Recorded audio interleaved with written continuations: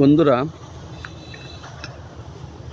ভুট্টো চাষের যখন ফল আসে নাই তখন কিন্তু আপনাদের একটা ভিডিও দেখাইছি, আর এখন একটা ভিডিও দেখাচ্ছি। এই ফলগুলো কিন্তু এখন পেকেছে।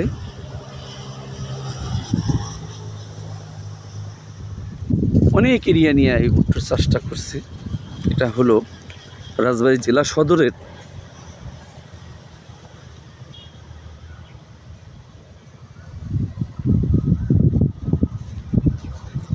কল্যাণপুর সুরজ ভাইয়ের ব্রিকফিল্ডের পাশেই অনেক এরিয়া নিয়ে এই ভুট্টোর চাষটা করেছে। চাষির হয়তো দেখা মেলে নেই আমার।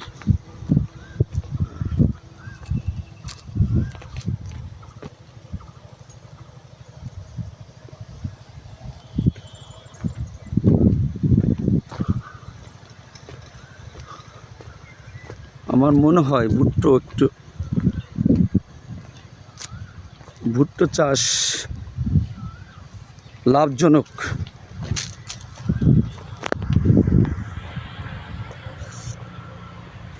আমি নিজে কিন্তু সরাসরি